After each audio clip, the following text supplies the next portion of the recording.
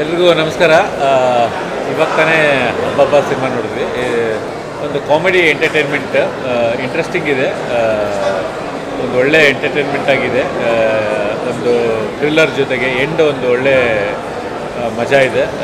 Totally ಒಂದು entertainment cinema.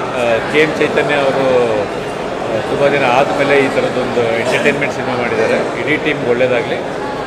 ಡೆಫಿನೆಟಾಗಿ ಥಿಯೇಟ್ರಿಗೆ ಬಂದು ಕನ್ನಡ ಸಿನಿಮಾಗಳನ್ನ ನೋಡಿ, ಕನ್ನಡ ಸಿನಿಮಾಗಳಿಗೆ ಸಪೋರ್ಟ್ ಮಾಡಿ. ಒಳ್ಳೆಯದಾಗಲಿ. Thank you.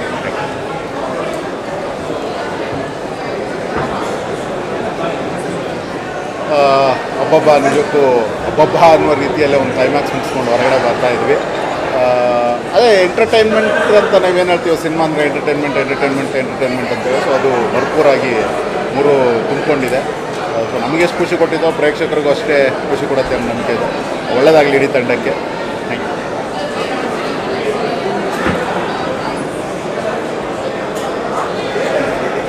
ಬಗ್ಗೆ ಅದು ಎಸ್ಪೆಷಲಿ ಈ ಸಿನಿಮಾ ಬಗ್ಗೆ ಹೆಚ್ಚಾಗಿ ನಾವು ಹೇಳೋದಕ್ಕಿಂತ ನೀವೆಲ್ಲರೂ ಬಂದು ಈ ಸಿನಿಮಾನ ಎಂಜಾಯ್ ಮಾಡಬೇಕು. ಸಿನಿಮಾ ಜಾಸ್ತಿ ಮಾತಾಡಿದೆ ನಮ್ಮೆಲ್ಲರ ರಿವ್ಯೂಸ್ಗಿಂತ ಹೆಚ್ಚಾಗಿ. ಸೊ ಇಡೀ ತಂಡಕ್ಕೆ all the very best. Amrutha ma'am ತುಂಬ ಚೆನ್ನಾಗಿ ಕಾಣಿಸಿದ್ದಾರೆ. ಹಾಗೆ ನಮ್ಮ ಗಿಚ್ಚಿಗಿಲಿಗಿಲಿ ಆ್ಯಕ್ಟರ್ ಆದಂತಹ ಧನ್ರಾಜ್ ಅವರು ಸೂಪರ್ ಡೂಪರ್ ಆಗಿ ಆ್ಯಕ್ಟ್ ಮಾಡಿದ್ದಾರೆ. ತುಂಬ ಖುಷಿ ಆಯಿತು ನನಗೆ ಸಿನಿಮಾ ನೋಡಿ. ಕನ್ನಡ ಸಿನಿಮಾನ ಥಿಯೇಟ್ರಿಗೆ ಬಂದು ಎಲ್ಲರೂ ಕೂಡ ನೋಡಿ. ಆ್ಯಂಡ್ ಇಡೀ ತಂಡಕ್ಕೆ all the very best. Team work ತುಂಬ ಚೆನ್ನಾಗಿದೆ. ಸೊ ಟೀಮ್ ವರ್ಕ್ ತುಂಬ ಚೆನ್ನಾಗಿದೆ. ತುಂಬ ಚೆನ್ನಾಗಿತ್ತು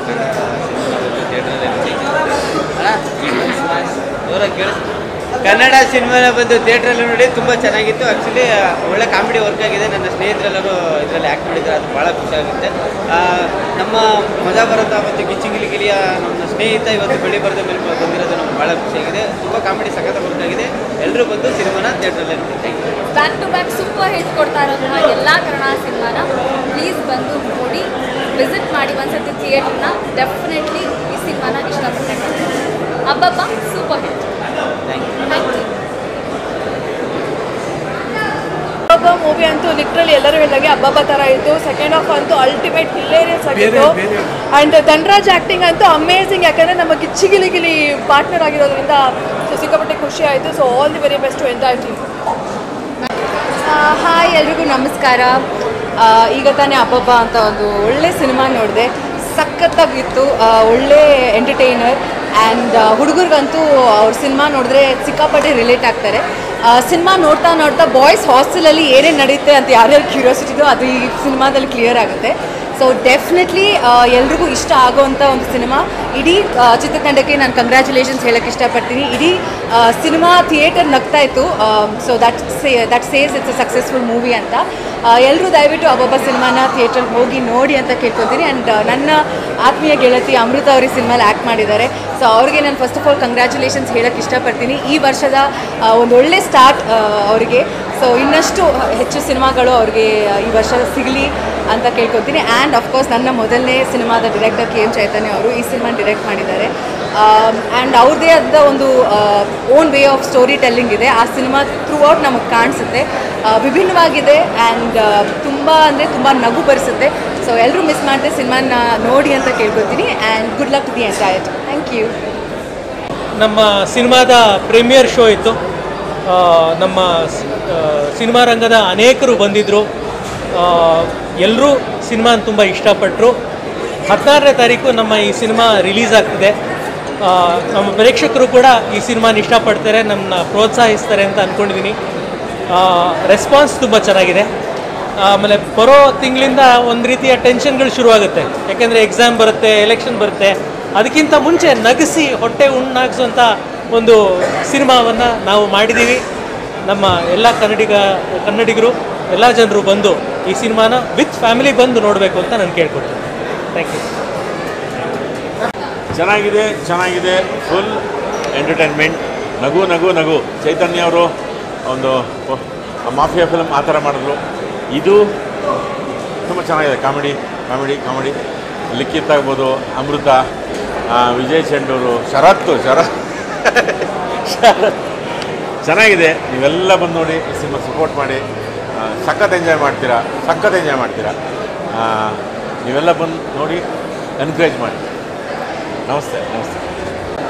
actually the star of the movie ಅಬ್ಬಬ್ಬ ನೋಡಬೇಕು ಅಂದರೆ ಇಲ್ಲಿದ್ದಾರೆ, ನೋಡಿದ್ರೆ ಅಬ್ಬಬ್ಬ ಅಂತ ಹೇಳ್ತೀರಾ. ತುಂಬ ಚೆನ್ನಾಗಿದೆ, ನಗ್ತೀರಾ. ಲಾಸ್ಟ್ ಇಯರ್ ಹಾಸ್ಟೆಲ್ ಇತ್ತು, ಬಟ್ ಅದಕ್ಕಿಂತ ಡಿಫ್ರೆಂಟ್ ಆಗಿದೆ ಈ ಪಿಕ್ಚರು. ಬೇರೆ ಹಾಸ್ಟೆಲ್ ಸ್ಟೋರಿ ನೋಡಿ, ರೀಮೇಕ್ ಇದ್ರೂ ಡೈಲಾಗ್ಸ್ ಅಂದರೆ ಸಕ್ಕತ್ತಾಗಿದೆ. ನೋಡಿ, it's a great film, please watch it.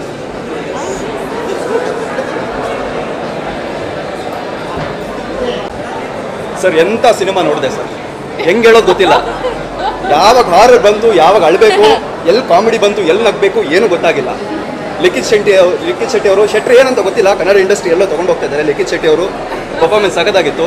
ಹುಡುಗಿರಿಗೆ Kannada ಇಂಡಸ್ಟ್ರಿಯಲ್ಲಿ ಹೊಸ ಹಾಟ್ ಥರೋ ಬಂದರೆ ಲಿಖಿತ್ Shetty.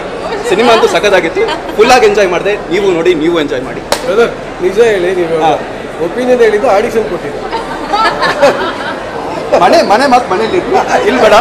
Thank you, good night.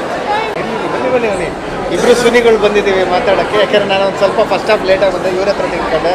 So last week ಒಂದು ಮೂವಿ ನೋಡಿದೆ, ಚೆನ್ನಾಗಿತ್ತು. ಈ ವೀಕ್ ಒಂದು ಮೂವಿ ನೋಡಿದ್ದೀನಿ, ಅಬ್ಬಬ್ಬ ಅಂತ ಹೊಟ್ಟೆ ಉಣ್ಣಾಗೋಷ್ಟು ನಕ್ಕಿದ್ದೀವಿ ಇವತ್ತು ಥಿಯೇಟ್ರಲ್ಲಿ.